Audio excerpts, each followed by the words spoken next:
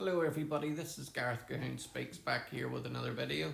I'd like you to hit the subscribe bar, give me a thumbs up if you like the video, or hit the notification bell to be notified when I post my next post.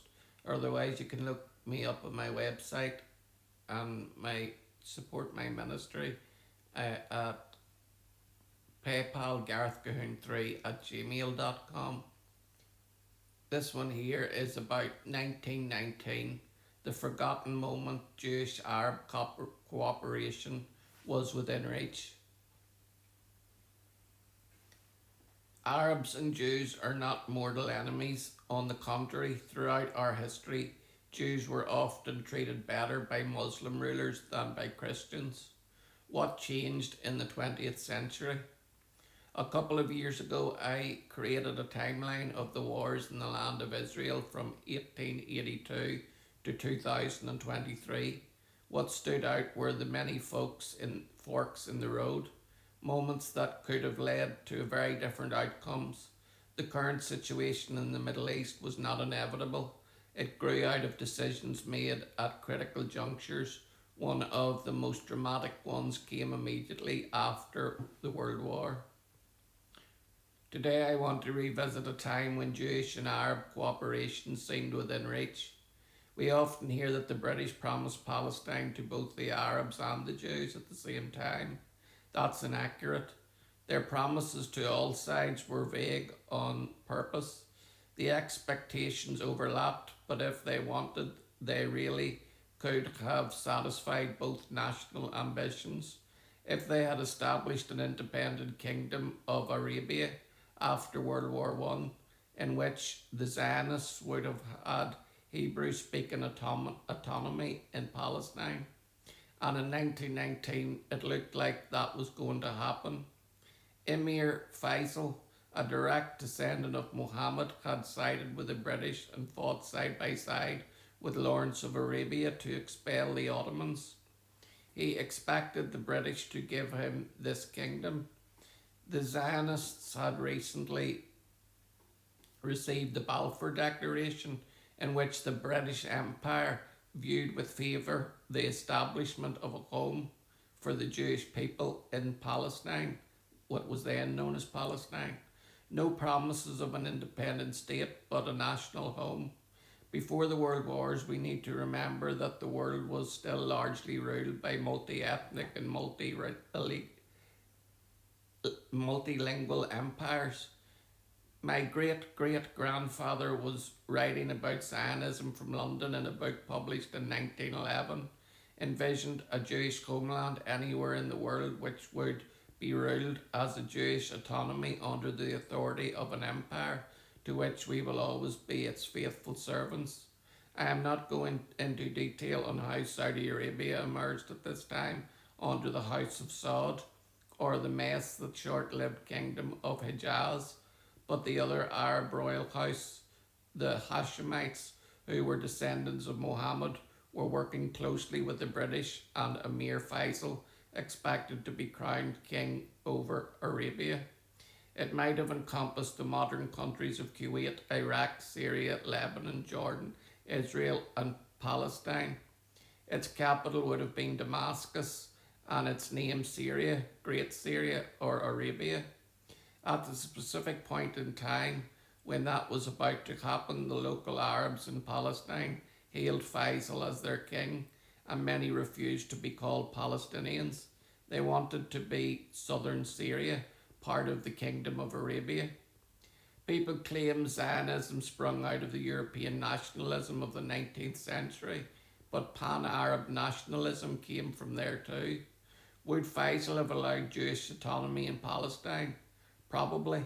He was not a huge Zionist, but he was a pragmatic and realised what a benefit it would be to have a large group of European educated Jewish thinkers and inventors coming to Palestine. In a correspondence from 1919, which he denied having any recollection of later in life, he said things like this: "The Arabs, especially the educated among us, look with deepest sympathy on the Zionist movement. We will wish the Jews a most hearty welcome home.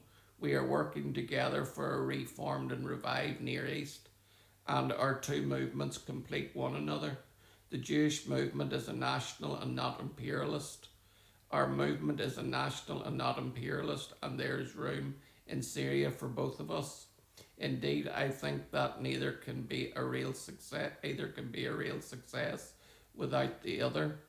He wrote this nearly a year after he had signed a famous agreement with the leader of the Zionist movement, Chaim Weizmann, in January 1919, where they agreed on cooperation and mutual support. Imagine the scene. Weizmann was a European chemist, very cosmopolitan. Amir Faisal was the desert prince, and they actually sat down and signed a formal document pledging cooperation. Why did Faisal do this? He was far from being a Zionist, but he realised that the Zionist movement could be an asset rather than a threat to the Arab world. The empire he was about to receive had been neglected for centuries. It was poor and underdeveloped.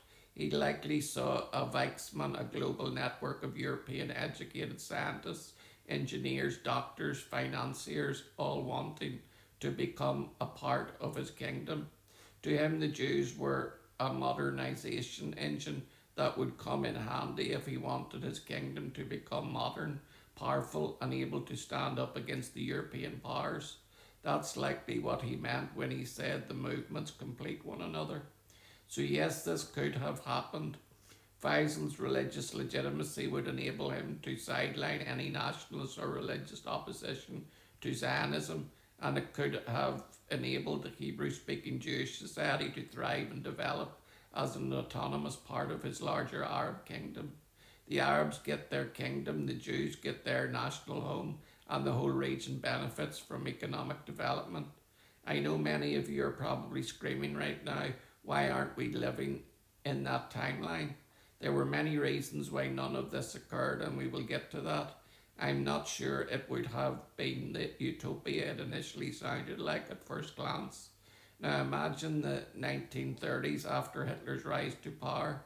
European Jewry was in mortal danger, and the Jewish community in Palestine would have pressed urgently to open the gates.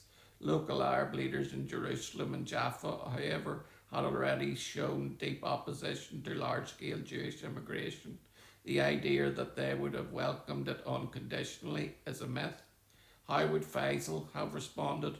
In our timeline, the Arab revolt broke out and the British government limited immigration through the White Papers. A Hashemite ruler would likely have faced similar pressures.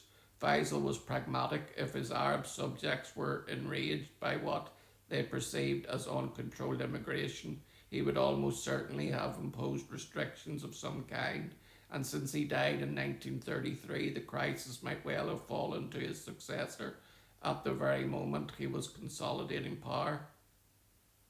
The result would hardly have been peaceful. Jewish underground organisations would likely have emerged anyway. Refugees might still have been smuggled in despite official limits.